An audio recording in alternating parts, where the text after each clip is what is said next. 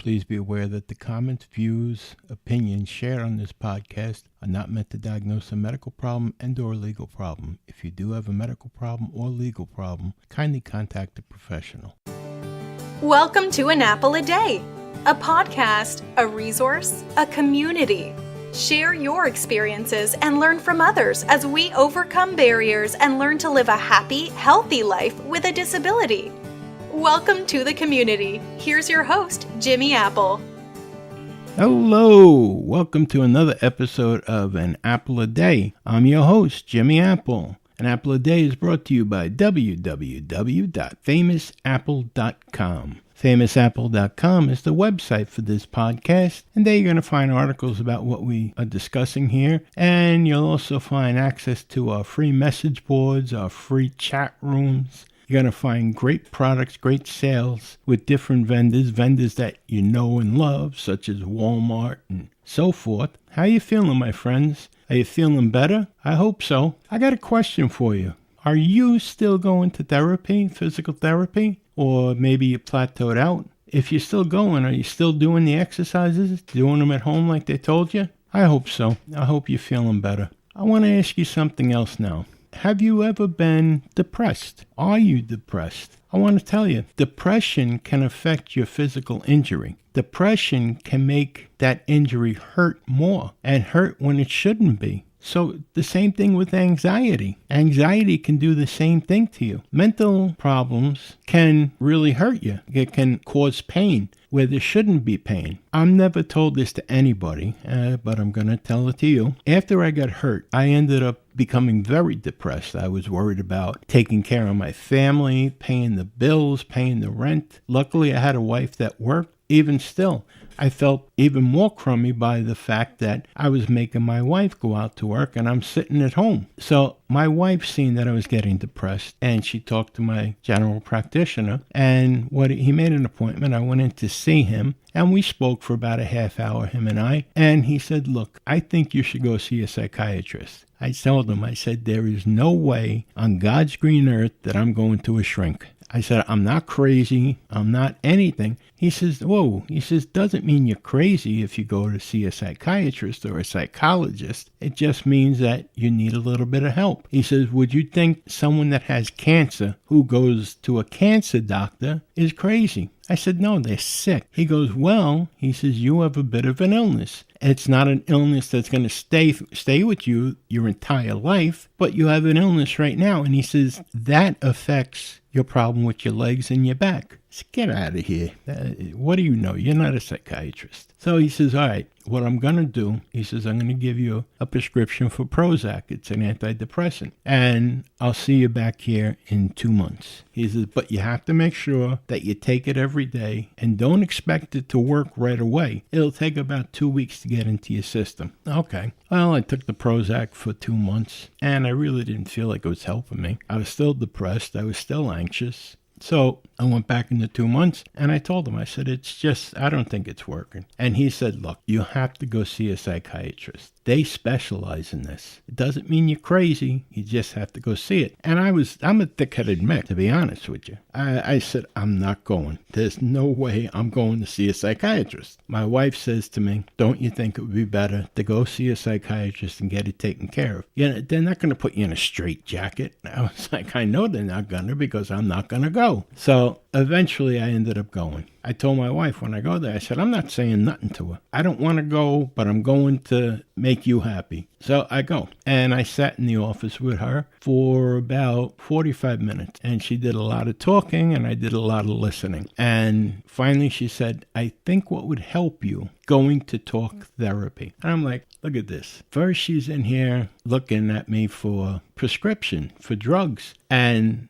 she has to take in everything and then she can make a final decision. But I have to go see another shrink. Someone that's going to talk to me? Well, let me tell you something. Going to talk therapy was the best thing I could do. There's something about talking to a stranger where you can open up a lot more than if you're talking to a family member or a friend, because they're going to give you things like, "Oh, it's not that bad. Pick yourself up." Like my mother charming woman that she is, she told me, you're just being a martyred soul. And, take care of yourself, pull yourself up by your bootstraps. You don't need a psychiatrist. Well, I kept on going to talk therapy. And what I found out, getting hurt at work was bad enough, but I was also suffering from PTSD because of the crummy childhood I had. And I'm not putting the blame on my parents. We had 6 kids. I was the black sheep of the family. Still am today.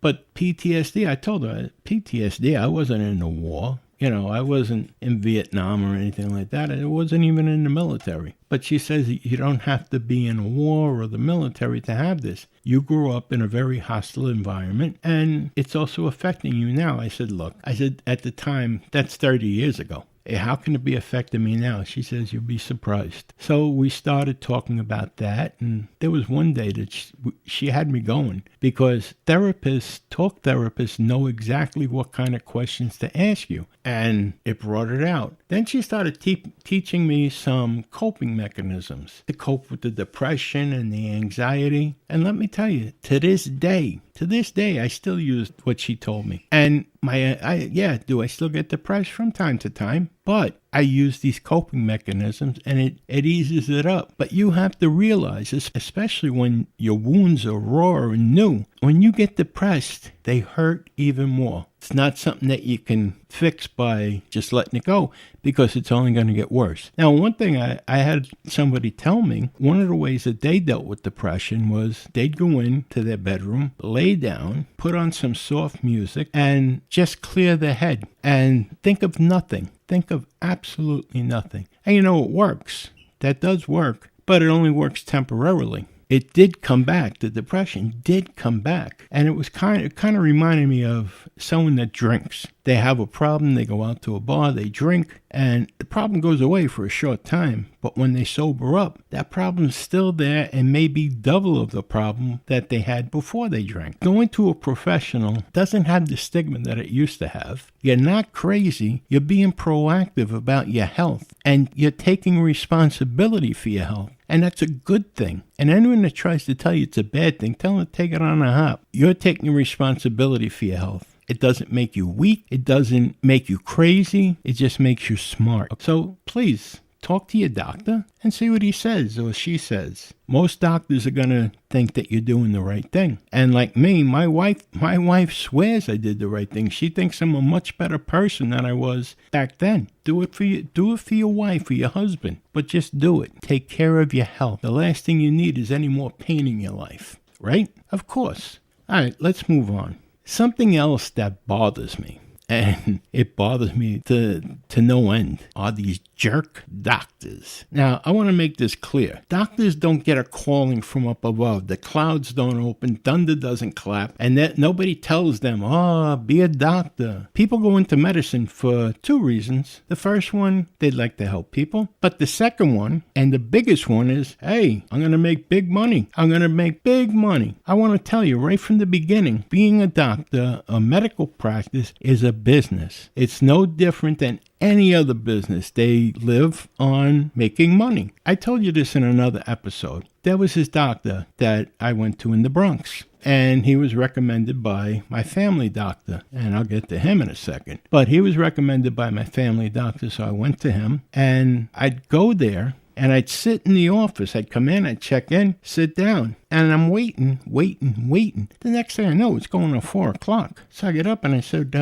what can we do here? I'm waiting for 2 hours. So she said, well, the doctor's busy. He'll get to you. Have a seat. I sit down and I start talking to the fellow next to me. And he says to me, he had a 2 o'clock appointment as well. Turned out everybody in the room had a 2 o'clock appointment. So now I'm pissed, really pissed. Finally, I get called in. And I was going there because of my leg. I needed surgery on my leg and my knee. And he looks at my leg and he's grabbing my calf. And then he looks at my knee and he said, I'm going to give you a prescription for an anti-inflammatory. Take that and I'll see you in 2 weeks. That was it. That was the extent of my doctor's visit that I waited 2 hours for. I seen him for about 5-10 minutes tops. So I was really, really, really pissed. So I went back in the 2 weeks though. And I went through the same thing. Finally, I got up and I told the receptionist I'm leaving. And she told me, well, they're going to charge you for the office visit. I said, what office visit? I came here and sat for a couple of hours. I'm sitting for another hour so far now. I said, I should be charging you. My time is worth money too. So she says, well, the doctor's going to charge you. I said, he can charge me all he wants. I'm not paying it. So that's okay. I went out and I told my wife and we looked and I found another doctor. I went to an appointment there and told him what the problem was, and he looked at it and he says to me, I'm going to have to get your records from your other doctor. He says, if you go get your records, he says, we can get this going faster. If I got to wait for them to send them, it's going to be a problem. I said, okay, I don't care. So we went to my doctor's office, or my old doctor's office, and I said to the receptionist, I need my records. And at first she says to me, well, it's going to cost you $1 a page to get the copies made. I said, it's not going to cost me a dime. I said, those are my records. And she says, well, they're the doctor's. He needs them to treat you. I said, I'm not coming here anymore. She says, what? I said, no, I'm not coming here. I'm going to another doctor and I need my records. I'm the one who went for the test. I'm the one who had blood drawn. I'm the one who got stuck in an MRI. I'm the one who went for CAT scans. I want my records. She says, well, we give them to people, but we charge $1 a page. I said, get the doctor out here now. Oh, I can't. He's seeing patients. Well, I'm not going to pay anything. I want my records. So she says, all right, come back in 2 days. All right, I'll come back in 2 days. I don't know why I had to wait 2 days, but I came back in 2 days. When I come in, she says, no, I don't have them ready. You're going to have to come back in 2 or 3 days. I said, no, I'm not. I said, I'm here now. You told me you're going to have them ready. I'll wait here. Take your time. And I went and I sat down. She says, Mr. Apple, there's nothing I can do for you right now. I said, I want my records and I want them now. I asked you. You told me to come back in 2 days. I'm here. I said, I have another doctor's appointment I have to go to tomorrow, and I need the records. I got them.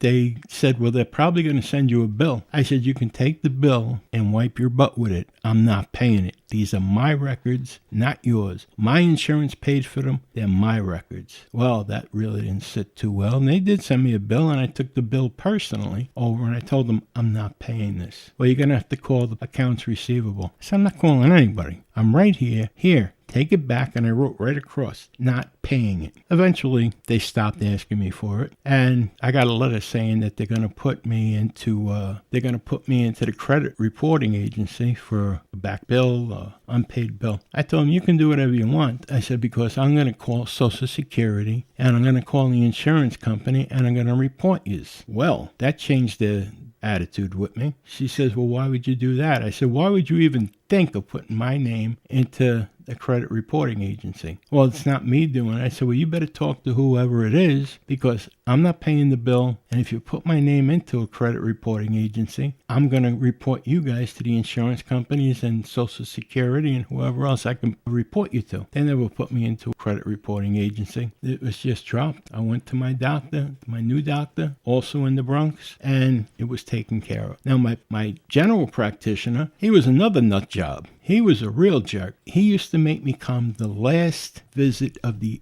day, which was 9 o'clock at night. And he would take an hour with me, not doing anything. He'd give me this stuff called microtherm. It was a machine that sat over my knee and it was supposed to send, waves into my knee and supposed to help it. It never did anything. But he was making me come 3 days a week for this. And what he would do at the end of the appointment, he'd say, do me a favor, wait with me for a few minutes. And I'd watch him. He'd take all his money and put it into a satchel. And then we'd go outside and he'd ask me to stay with him until he got in the car. And I'm saying, what the hell is going on here? Now, I was a big guy and I have tattoos. And at the time I had a beard. I kind of looked like ZZ Top. And he needed someone. He told me, he says, you look like a biker. He says, people must be afraid of you. That's what he was using me for. I was like a security guard for him. One day we were talking, him and I, while I was having this microtherm done. And he says, Jimmy, do you have any ideas how I can get more patients? I said, what? He says, I need more business. And that's when I realized medicine is just a business to these guys. This is money.